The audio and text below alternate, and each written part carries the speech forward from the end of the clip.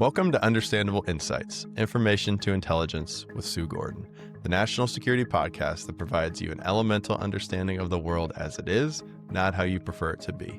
I'm Eric, joined each week by the Honorable Sue Gordon, and together we'll break down the headlines shaping our world and ask how we should be thinking and acting as citizens and leaders across issues in intelligence, technology, and business. It's November 4th, 2025. Let's get to it. Hey, Sue, how are you? Hey, Eric. I said morning because I'm focused on the time we're recording this. Both our schedules got crazy, and so we're doing a very early morning recording. I like it, though. I'm always bouncier in the morning. I'm definitely a morning gal. So if this turns out to be our best episode ever, we might have to shift to 5 in the morning Central Time recording. But I'm good. How are you? Good. Yeah, it's a little early. I'm not as much of a morning person, but it's got to be done. Big day today, Tuesday the 4th, elections around the country. What are you watching to get those started? I'm not going to make predictions because I think we found that over the last few elections that there's a whole lot that polling doesn't capture about sentiment. But some big races, Virginia and New Jersey governorship, mayor of New York, and then the California prop, which I think is huge about the redistricting. I think one of the reasons that you and I have focused so much on local, and I love that we're talking local, is if you just go to the meta level, let's both agree that the approach that government is taking right now is not serving the American people writ large, right? Not any specific action, but just we've grown too big or too disparate or too polarized or all those sorts of things. I don't think we can innovate at the federal level. I think the innovations that will produce new approaches to these problems that are perhaps more effective will start at the state and local level. Changeover, turnover, new blood there that are less beholden to some sort of platforms or system approach, I think might be the way that we actually solve some of the problems. Even if you have fits and starts, you still get a new breed that says there are different ways we can solve these problems, and maybe you get the innovation starting locally that'll then become what the federal innovation needs to be. Who knows? Always optimistic. I'm always optimistic. That's great. And hopefully I get this out in time enough for people to hear the message that get out and vote. I've got my youngest for a few hours this afternoon, and he will be joining me as the last of his brothers to go to a polling station and get out and vote. So it'll be fun. Oh, man, I trust not going to vote, but he's a happy guy. Yeah, no, I'll get all my dead relatives to vote, but the baby's not going to vote. All right. Hey, let's get on to our show. No, this isn't Illinois. We're not voting dead relatives. I know. I can just see the feedback. What? What are you advocating? This is Texas. All right. Let's get some headlines. From gold leaf desserts to a bear table in Busan, we'll discuss the president's trip to Asia and what it says about American diplomacy abroad. Talk of resuming nuclear weapons tests and upcycling old warheads. Are we powering AI's future or priming a new arms race? Insider for hire, $35 million in secrets sold to a Russian marketplace. We'll discuss when a subcontractor is in the breach. And finally, security prerogative or perk abuse. Why is the FBI director's jet the story again? So we'll start with our follow-up on President Trump's trip to Asia. On his 5-day journey, it was a highly performative display of U.S. presidential power, featuring some lavish welcomes in Malaysia, Japan, and South Korea, where allies bent over backwards with symbolic gestures and trade concessions to curry favor. There was a peacemaker's dessert of a gold-encrusted brownie on one of the locations. So embarrassed. I'm so embarrassed. Keep going. Sorry. The final leg, though, was a tense, stripped-down meeting with Xi Jinping, the president of China. There was a plain meeting room with a long white negotiating table in a nondescript military building just off the runway of Busan's international airport. Let's talk a little bit about this juxtaposition between the different meetings, the lavishness, and then the stripped-down version. What I really wanted to get into is, Sue, what do these moments really say about America's leverage and what kind of international pecking order we're walking into? Oof. We saw a lot, and I love how you presented it. So let's take 3 points. Number one is it's always good to have relationships. This is one of the things that the former president has ran on. You want me to be able to talk to every world leader? I do.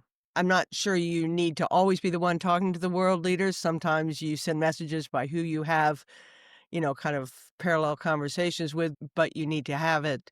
Asia is super important, and so glad he went. First, let's talk about outcome. We called this when we talked about it last week. There are a lot of announcements, but due to lack of transparency and kind of lack of showing rather than a lot of telling, I don't think we have a clue in the world what we really got out of this. There are a lot of statements, and we'll talk about China particularly. Was any harm done? I don't see much. Was any good done? I'm not sure, other than relationships. So let's leave the outcomes of the trip for time to show us through activity. But let me pick up your point.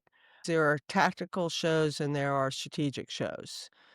All the lavish celebration is people figuring out that they want a relationship with the United States. And today, who controls that relationship is the president. Mhm. And they have figured out how to work him. To them and what they need out of the United States, they need to not be shunned and to be included. And through tariffs, he has shown that he is willing to be punitive at the slightest slight. And so I think a lot of the lavishness is a tactic to be able to, at the very least, not be punished and potentially get some sort of consideration out of it that is not particularly strategically important to the United States, but tactically important to the smaller nation states in the region. And I guess from the U.S. perspective, particularly when you're trying to counter Chinese expansionism in the Indo-Pacific region, you want to have relationships with all the nation states that you can. But that feels tactical. Man, when you get to China, that was a power meeting. So one of the things that I have said is about both Xi and Putin is, if I were speaking to the president, I said, listen, they're not your friends and they're not afraid of you. These are real countries with real strategic objectives that run counter, in many cases, to U.S. strategic objectives. Right. The world still does go through the United States, not because of the president, but rather because of what the United States represents in terms of power, resources, influence. And yes, tactically, you may need to work with our president, but the reason we are important is because of all those other things. And you see the smaller individual nations who need tactical advantage playing to the person. You actually see China being very willing to stand up to the person in order to have the strategic interests of the two nations play against each other. They have a meeting where they're not fawning over him, and they represented strength because they have objectives and they know they have, in the vernacular of the president, a hand to play. Did we get some things out of them? Maybe, time will tell, but it was almost the only gain we got was an undoing of the pain we had caused ourselves through our actions. Right. I don't know. Even Xi's promise not to invade Taiwan during the president's term, any other American president, I believe, would be offended by that statement. What do you mean? Yeah. My actions are not for me. My actions are not about my term. My actions are about what is right with free and open societies. Stop this.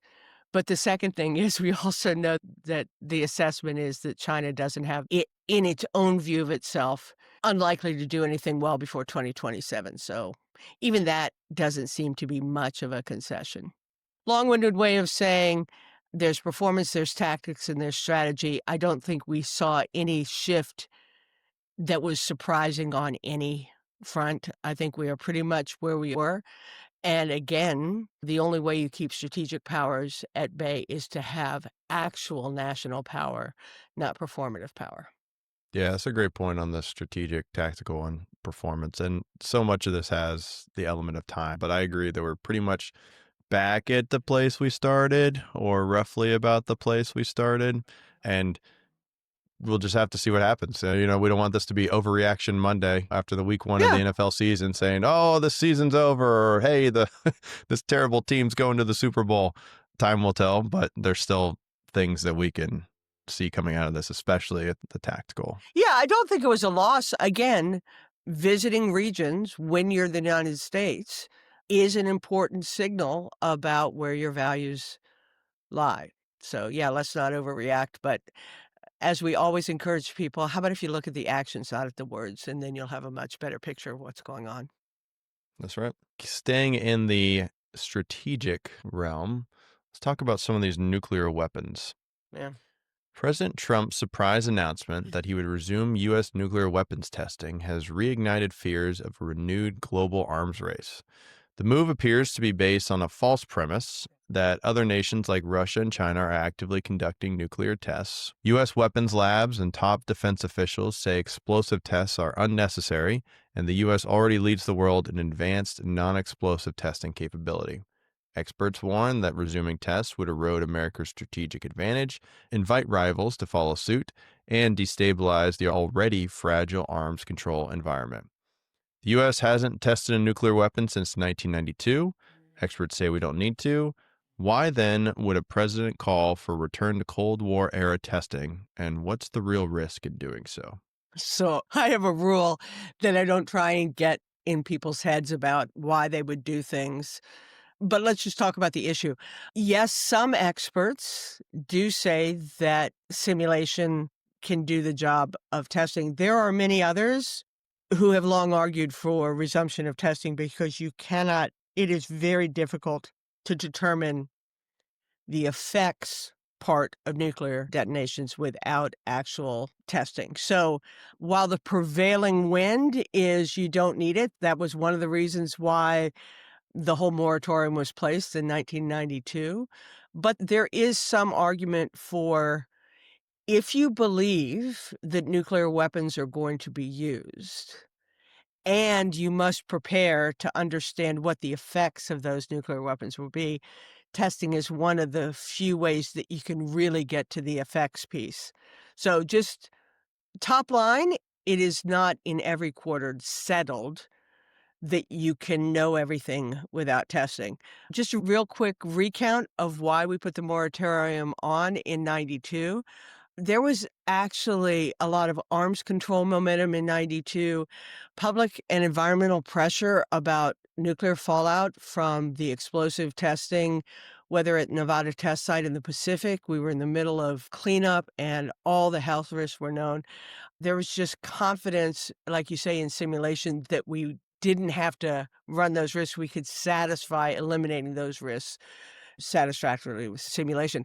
But there's also a big feeling that we had such an advantage that we wanted to retard the advance of nuclear weapons programs in other countries. And so by us agreeing to it, in fact, being the first signatory to the Comprehensive Nuclear Test Ban Treaty, that we would actually help stop the growth. So then what do we think about this proposal? One, it feels ridiculously casual and maybe based on this statement, based on some fundamental misunderstanding of what our adversaries and competitors are doing and what we need to do. It feels like it came right on the heels of Russia announcing that they had a nuclear-powered cruise missile, and this may have been our president's reaction to, my God, we gotta show them that we've got nuclear capability too. It didn't feel like it was a proposal that was reflective of either the history or the reality of where we were. The other thing I'll say is, if you were to resume nuclear testing, if you somehow could overcome the impact globally on spurring on other people's programs, overcoming public reaction to resuming environmentally difficult things, just the time, money, and expertise it would take to restart a testing program, there is real question if we could muster those in any reasonable time frame. So not a completely zero proposal in the abstract, because there has been some argument over whether we harmed ourselves in terms of preparedness and deterrence by not being able to test effects. There is nothing about this proposal that I think is mature enough to have a national debate about whether we would want to do it or not. I hate it. I hate it. when the president particularly is casual about his proposals because he is the president and people start reacting. But this is one that would take much more thought and effort. And again, national discussion about whether the benefit outweigh the second and third order effects, whether those are financial or geopolitical. Sure.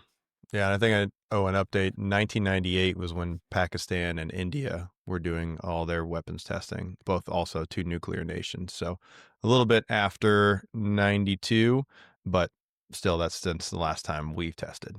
It's not just Yeah. been North Korea in the past couple decades. So 92 is when we signed it. We were the first. 96 was when the other signatories came into place. I think right now we only have North Korea, not a signatory, is doing any testing. So Russia and China are not.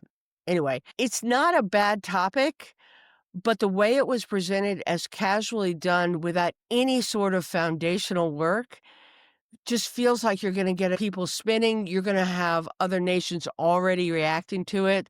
Stop being casual. Yeah, that's a great point. And regardless of whether we're going to be doing testing or not, the nuclear stockpile is aging. Yep. And so the US government is looking towards upcycling, if you could call it that. I like upcycling. It's directional. Vectors are better than lines. That's important.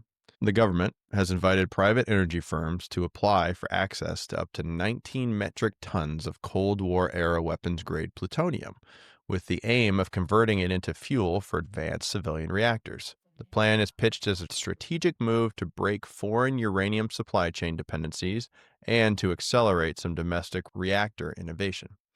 One of the firms expecting to apply is Oklo, a nuclear startup backed and formerly chaired by OpenAI CEO Sam Altman. Oklo was awarded fuel for its first reactor from Idaho National Labs in 2019 and has self-proclaimed the most regulatory traction of any advanced fission power system to date, and targeting first deployment in 2027. In October, Oklo was one of 4 U.S. companies chosen by the Department of Energy to join a new pilot program meant to rush the testing and approval of experimental reactors design. They have this cool modular kind of A-frame longhouse looking thing. Yeah. We've been talking about the energy demands of AI since the beginning of this show and how diversification is the best answer. That includes nuclear, but it also signals a major shift in the boundary between civilian energy policy and military nuclear materials. Yep. While this could help revive the U.S. nuclear fuel leadership, it raises questions about proliferation risk, regulatory oversight, and the durability of long-standing arms control norms that we just talked about. So how do you interpret the decision to redirect plutonium from the U.S. weapons stockpile into private advanced reactors? Is this innovation or just adding too much additional risk? So I like this one better than the first piece of this discussion over restarting nuclear testing for a couple reasons. I like it because our energy demands, you and I talked early on, maybe in our first episode, you do need to consider nuclear to meet these needs that I know people of our generation think about 3 Mile Island and all the risks, but there has been so much done in terms of fast reactors and things that I think it's important that we continue to innovate in this area. So I like this one better, and I think it's a creative approach. These are warheads that are being decommissioned, and so it's not immediately obvious that we're diminishing any sort of national security capability from a military perspective, but we are potentially translating it into another national security capability, which is energy self-sufficiency. Yep. And it is true because of our regulatory environment, we are not the leaders in the way that we'd like to be, either for our own needs or for globally. So I like this one better. It doesn't bother me. I love considering the possibilities. Now, here are my caveats. One is I have the exact same time, money, and expertise concerns Yeah. with this. I always cite our nuclear capability as one of the best examples of national security involvement in an emergent technology because by being so inextricably bound, we actually did manage a lot of the risks, as evidenced by how few accidents there have really been over time. And I just worry that with the same loss of expertise that we have because we haven't been testing for so many years, that where's the expertise gonna come to really be able to do this in a meaningful way, and who's gonna pay for this? I love Sam Altman with his trillion-dollar valuation if he's gonna pick up all the costs of it, but where's the time and the money gonna happen? So, like it theoretically, I have the same casualness worry that I did with the first one, even though I'm not sure the impacts are as profound. But then let's just talk about geopolitics and the impact globally. One of the things that we have not been as successful as I'd like us to be, and that's why I keep on droning on about it, is the more you have private enterprise making decisions about national security, the more you have to question whether they have the same focus and intention and ability to make national security their primary consideration. Sam Altman's primary consideration is shareholder value, right? So if you turn too much over to the private sector, including what has for long been considered the keys to the kingdom in terms of international security, and that is relatively few people have a nuclear capability. Man, what happens with insider threat? What happens with control of the material? What happens in terms of, if you're gonna do that, I'm gonna do this? There are real national security considerations that are not as simplistic as we have this aging stockpile, we can reuse them in order to buttress an industry that we think is important. So to me, this one is a cool idea, but there is national interest in how it would be affected to ensure that we haven't made the world less safe. Yeah, I think it's a no-fail mission effectively Right. too for a lot of Right. those risks you said, because public sentiment is very tentative on nuclear. I think we're moving in that direction and more people are accepting of it, but you have one issue Right. and then folks will be like, absolutely not, and not in my backyard. Whereas right now, I agree with you. I think the technology is there. Shit, you can put in my literal backyard one of these small things Right. and pay me plenty of rent, but that's the power we need. And there are two theories on this AI scaling, right? It's either that, hey, your power bill is going to go up exponentially because all these data centers are drawing power and there's not as much to go around. So consumers are going to have to start footing the bill from your house. Or the technology is going to advance so rapidly that they're not going to need as much power. The GPUs aren't going to have such a high demand. And I'm a little skeptical of the latter. I think folks are going to start seeing their power bills creep up and up, not just because of the inflation we're under, but because of the demand of AI across the board. We seem to have had this shift, and you see it in the DOGE efforts of the move fast and break things, which has long been the mantra of Silicon Valley. That does not work for every technology. And if you proceed without some constraints or some seriousness of purpose, you actually can create problems that you didn't intend, but far worse, didn't even envision. And so I like the we're going to have to do somethingness, and this is something that would help it. But I think we need a lot more discussion about how it's going to happen and what the boundaries are on what can be done. Yep. Yeah. You mentioned insider threat there. It's something we've talked about before on this podcast.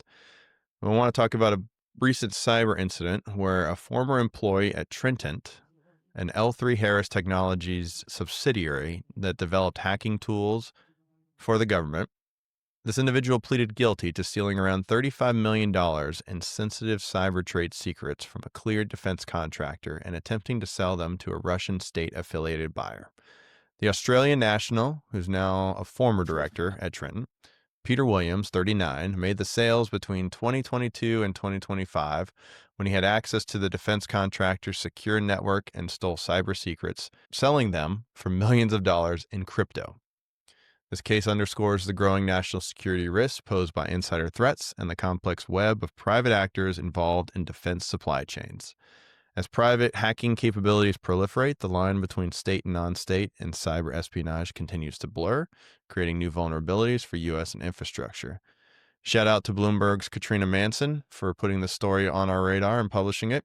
But Sue, from your experience, What's the biggest blind spot in how we secure the commercial players who support national security? Well, first, it's kind of like everything old is new again, right?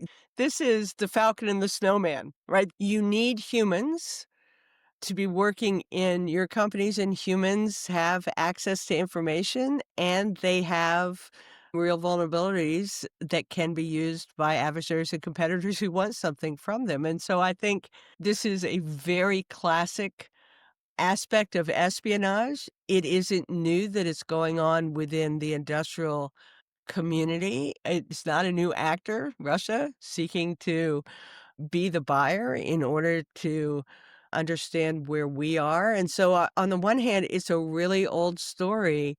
On the other hand, it's how many places you need to secure in order to ensure that you aren't losing the advantage that our programs have done. You and I laud the introduction of all the new defense companies that are creating new technologies, Yep. that the Secretary of the Army at the AUSA conference is saying we are going to break down barriers to be able to buy those quickly. And we love what it introduces in terms of our ability to both have technical advantage, but also global leadership because our companies are fabulous and the best.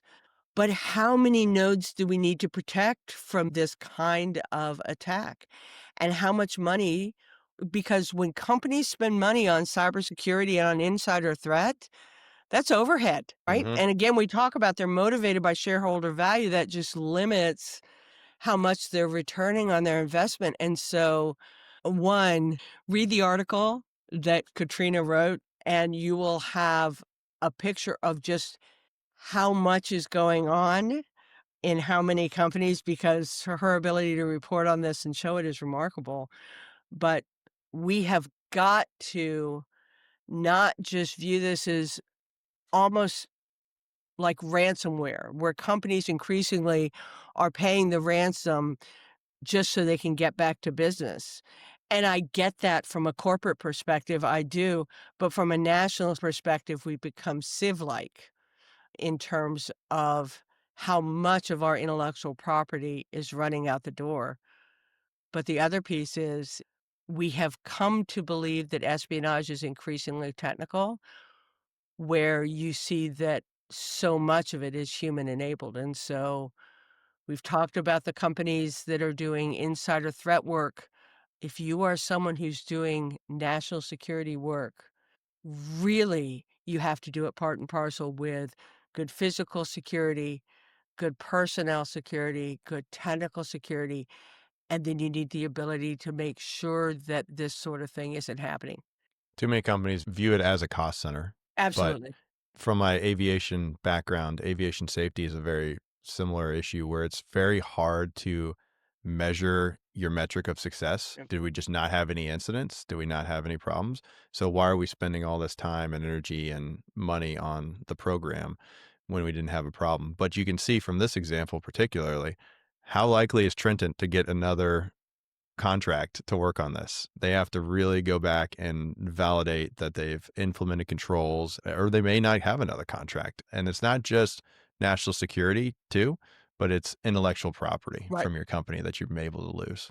We haven't talked about this as much. It's not that cybersecurity isn't a consideration. I mean, it's a huge industry. Trillions of dollars are spent on it. Many companies, their chief information security officer, their CISO, spends all their time to protect their networks, protect their information. Good offense will always beat a good defense. It just will. And so I think one of the things that needs to happen with these companies is not just to make sure that you have all the systemic and the kind of compliant responsive solutions, but you really need to start having at the leadership in the C-suite, at the boards of directors, conversation about risks, right? I am a company doing X. I'm selling it to this government entity for the purpose of Y. What's the risk of that getting exposed? And then what am I doing to ensure that risk is being managed, which is a very different thing from presuming that you can cover all your endpoints securely. This fundamental misunderstanding of how involved humans are still in what looks like electronic espionage is, I think, a super vulnerability that if we talked about risk, we would get to this a little bit better. What's the snowman and the falcon? Oh, back in the early days when the only people really collecting things were nation states, that was a well-known case of two folks who worked at a contractor that were building a capability for the intelligence community to be able to collect information clandestinely.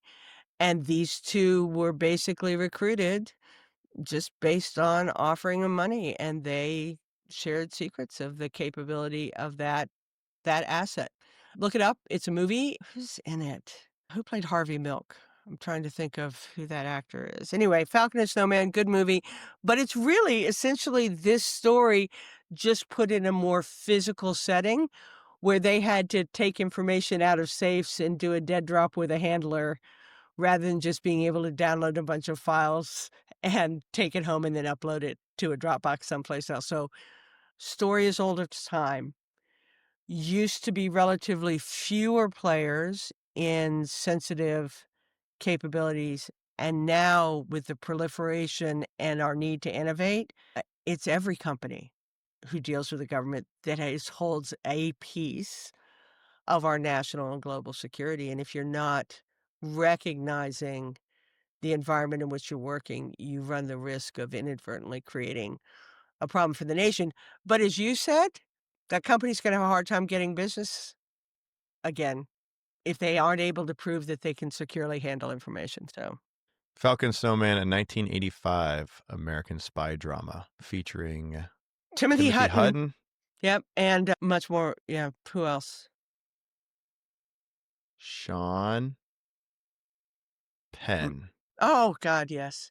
Anyway, really good, cute, and like I said, go watch it. It's a piece of our history. It's a piece of my history. But also, it's this story, different setting, and back then, there were only 1 or 2 targets our adversaries could go after, now it's infinite. Yeah, let's see if I can find a VHS and a Ah! VCR to watch. Sean Penn. Next, we'll talk about the FBI director, Kash Patel, is under scrutiny for allegedly using a government jet registered to the Department of Justice for frequent personal travel, including a recent trip to attend his girlfriend's performance at a wrestling event at Penn State University. She was singing the national anthem, and she's a country music singer. Although agency rules require the FBI director to use official aircraft for security reasons, the controversy underscores broader concerns about transparency, fiscal accountability, and the erosion of institutional norms. Director Patel criticized his predecessor, Director Wray, on his podcast Cash's Corner in 2023 for use of the jets, saying, quote, ground Chris Wray's private jet that he pays for with taxpayer dollars to hop around the country. As a former government official who was required to travel by government plane for security reasons, what are your thoughts? Oh, so I love this. It's a one, massively self-inflicted wound.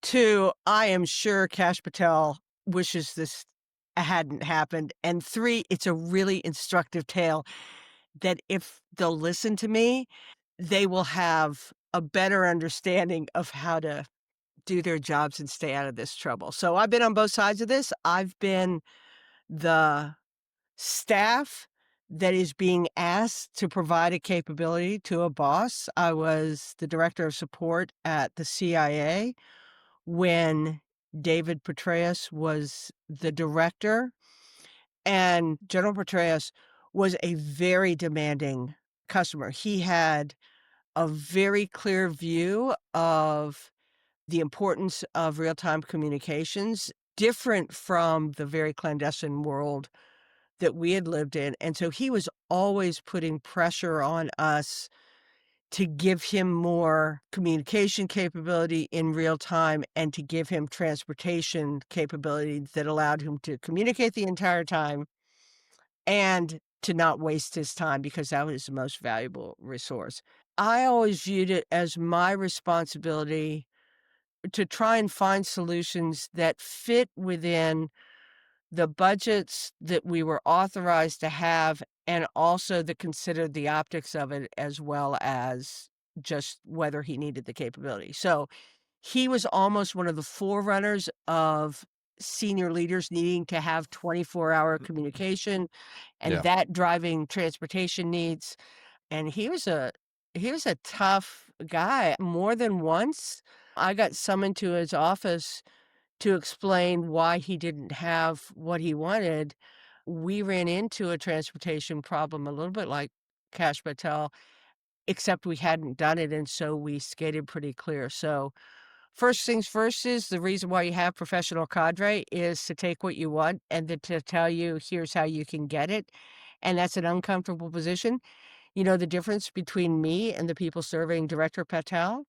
I was never afraid that Director Petraeus was gonna fire me, right? He didn't always like what I said, but he certainly respected what I was trying to serve. So, when we undermine the staffs, when we fire people who aren't responsive to what we want, when we don't listen to their expertise, and we're driving them out, whether that is the quality or the number of people, you can run into things like this. The signal gate is a great example of Yeah. another thing that I just want it and not having the people around to say, "I hear what you want. Here's the way that we can have it, and then I'll build you a new capability." But the other thing is I've been in Kash Patel's side where I was kind of a big deal as the principal deputy director of national intelligence, and even as deputy director of NGA, your staff wants to please you. They want to give you things. They want to make your job easier, not to curry favor necessarily, I hope not, but because they see how hard you work and they wanna make sure that you have things, and they will find ways to make exceptions that allow you to do what is not generally allowed, and this is where individual integrity of the leader comes into play, and that is everything someone you can have, you shouldn't necessarily have. Yeah. And so I remember so I was authorized the same plane that Kash Patel was. If I traveled, I needed to be in 24/7 contact, and so that meant I could take a government airplane to anywhere I wanted to go. But, I knew exactly how much money that was. So I remember in July of 2019, actually the last trip I took, I wanted to go visit my new granddaughter in Texas and take a week's vacation, and I just couldn't bear the cost of an airplane. It just seemed like too much. It was over $100,000 even for me on my limited trip. And so instead, what we decided to do was for that personal trip, we drove. And we had 24/7 comms in a car that trailed me across country. And I'm not saying you can always make those decisions, but when you're doing personal stuff like this, it really behooves a director to say, just because my team is telling me I can have it, just because there's an executive order that says I must have comms, you have that responsibility to look at that bill and say, Mr. and Mrs. Iowa gave me their money. Is this what I think I should be spending their money on? And I think if he had had the professional staff or the personal insight, he could have avoided this, and I bet he wishes he had. I don't think there's anything about Director Patel, especially given his statements about Director Wray, that wishes this has happened. I will also tell you, disclaimer, there's always someone who's gonna complain about any decision you make when you're a leader, and so doing things rightly does not guarantee that you won't be scrutinized, but this was a predictable outcome that diminishes his authority to do his job as the director of the FBI. And so professional cadre has purpose and leaders have to have insight. And if you do those two things, you can avoid some of these. Yeah. So maybe could you explain a little bit more of the process there? So if you were to take leave, you're required as a federal employee to pay the cost of what a commercial ticket would be. But it's not just you and the comms, it's your security, your support staff, it's everybody. And then could you also talk to, would it have been more appropriate if Director Patel had, I don't know, given a speech at Penn State or done something official in conjunction with that? Or does that kind of get into the gray area of ethics between a personal trip and work? Yeah, so all those considerations, right? Is your time is valuable. The director's time is valuable, right? And the director gets to have a personal life, right? Hmm. Just because you're serving your country doesn't mean that you forfeit all rights. And when I talk professional cadre, they are planning all these trips all the time. It is knowable by the principal or the principal's direct staff what the plan is, what the timing is, what the cost of that is. And to me, just as any leader should look at that and say, all right, given what I'm doing on that trip, is it worth that? And Yep. again, I have a right to a personal life.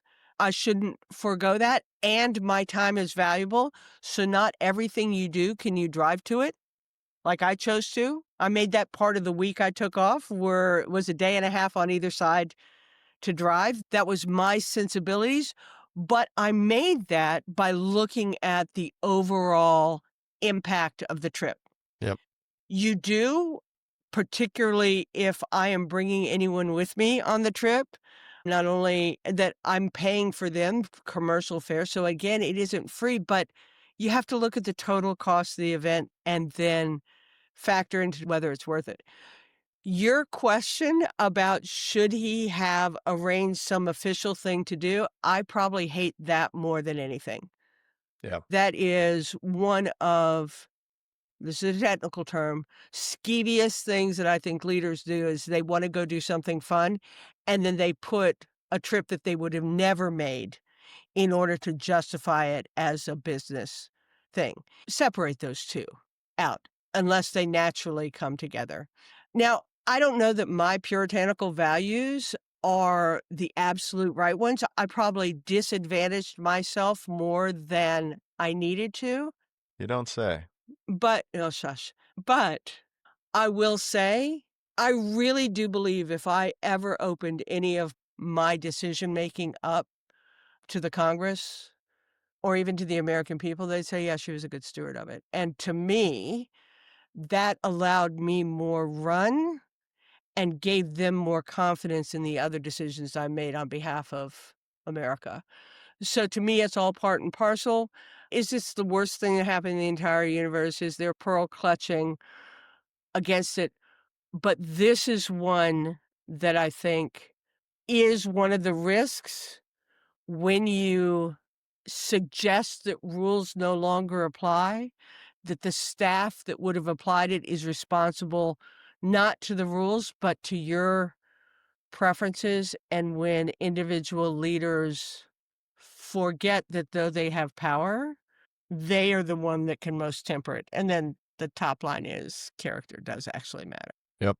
And I think you would have probably rather taken the 3.5 hour drive from DC to State College and avoid a lot of this headache. Yeah, that wouldn't have even been a question for me unless I needed to instantaneously get on a plane to go. True. If you needed to go somewhere after that or the potential to, get recalled. So, Eric, just kind of last word on this. It's one of the reasons that I am loath to criticize decisions if I wasn't sitting in the room with all the knowledge that the decision maker has, but I rather try and decide was the decision valid or not at a time when the American people's trust in its leadership is so low.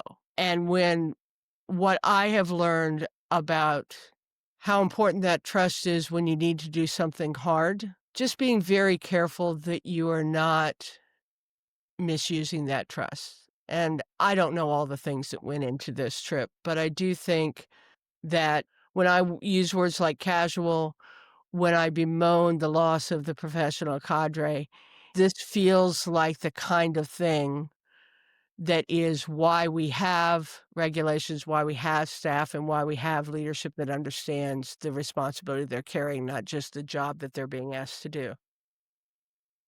Yep. Moving into the rest of the week, what are you watching? I think for me, the Supreme Court tomorrow that really hears arguments on the tariffs. That is super consequential just in terms of maybe for me reestablishing one of the branches of government that seems to have not performed as a check and balance that it was imagined to be. So I know just that decision about this thing that has been prescribed as a congressional responsibility, if it is waved away using the term emergency as broadly without any proof and without any oversight, I think that's worrisome. With the broad use of tariffs that the president has imposed, if it is viewed as something he doesn't have the authority to do, man, I think that ensues a scramble and fights and just more chaos in terms of what the meaning of the word is in terms of the things. So I think this is a big decision, both for the people who are worried about the democracy side and just for the functioning of the government in this administration as in any administration. So probably that's the biggest thing. The shutdown has just gotten to be an embarrassment. And actually, I'm so sorry It was always an embarrassment. I'm so right, and I am so sorry that I used that word. We aren't talking enough about the human impact of this. So Oh, I was there for the 35-day one in the first Trump administration. When you start missing your second paycheck with the prospect of a third coming with no urgency, and you see your leadership basically saying, "No, I'm not doing it." I don't have more words to say about it, but to the women and men that are trying to continue to do their job without compensation, I'm I'm sorry I'm sorry that we're here. Did we say go vote today, yeah, today? November 4th, yeah. Yep. Go vote. For me, watching Nvidia just across $5 trillion company valuation, I don't get it. I mean, they were a $4 trillion company in July. So a lot of folks have been talking about potential AI bubble and some of the circular financing that they've been doing recently between reinvesting in each other, Nvidia giving money to OpenAI and back to Nvidia. It does Bears it watching. it does feel a little bubblish, right? Yeah. Yeah. As you see the I don't know, the number of deals that seem to involve all the same players, not only with kind of the insider scratching back, "I'll support you, you support me," but also just how it's playing out internationally with other Yeah. deals. It does feel that behind it may be not as much strength as you might need to preclude another bubble. It does. It does. Yeah. Smells more like 99 than '08. Um, Because I don't yeah. think there's as much like not deception, just baked in overvalued stuff like the mortgage crisis, but dot-com bubble maybe, and we'll see. And I'm not Maybe saying it's going to be tomorrow, but I think there's a little bit overvaluation here and looking for a market correction probably in the next, I don't know, year or so is what most folks are saying. yeah, so I don't think we have enough time to talk about this kind of what's going on in the market, what's going on with company valuations, and what's going on with the economy, and how do those things all resolve, and what look like fundamentals and what are new fundamentals. I think these are all really good conversations, but it does feel like how can that much value be created that quickly? A trillion That's right. That's with a right. T. Without because what we haven't talked about in terms of the AI piece is there is real question whether the gains really are yet worthy of the promise everyone seems to be invested in. So maybe it's not with the kind of sketchiness that previous ones have been, but this does feel like a lot of betting on promise that Yep. hasn't yet been realized. So I like that one, Eric. I like that. Yeah, and it ties into the AI action plan we were Yeah. looking at. I think we Yeah. called it end of October. They were supposed to put something out, and they did put out an exports plan from the Department of Commerce. There wasn't a whole lot into it, but there was a request for information inviting public commentary and some U.S. and global technology companies to help shape the program. They've got a new website, aiexports.gov, and you can fill out a survey to try to apply some information. So they are continuing to move in that direction, but not a whole lot of things to report yet. I like it that they're opening it up. I like that they're soliciting input from companies, which again is more private sector involvement since they are the big actors. But I do wonder what new age regulation is gonna look like because you can't like I say, market forces alone will not leave this country or the world in the place that it really wants to be from a risk perspective. And so, until I see what regulation looks like in 2025 or beyond when it isn't the government that's controlling everything, but you do have strategic risks that has to be accounted for, I will be worried that it's a little bit of window dressing more than it is actual outcome. Yeah, another thing I'm watching is Nigeria. Over the weekend, President Trump threatened military troops if they don't stop killing Christians in Nigeria.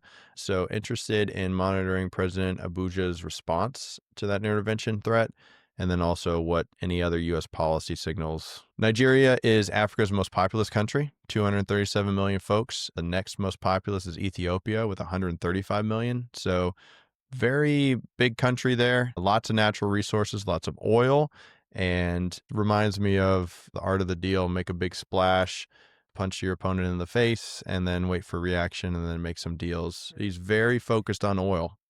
We've seen this with Venezuela, I think, and then we'll see what's coming of Nigeria. Absolutely. A through line The river runs through it. yeah, thanks. Gosh, you're good today. Of this president's action is financial, right? These are economic plays, even when they seem to be militarily enforced.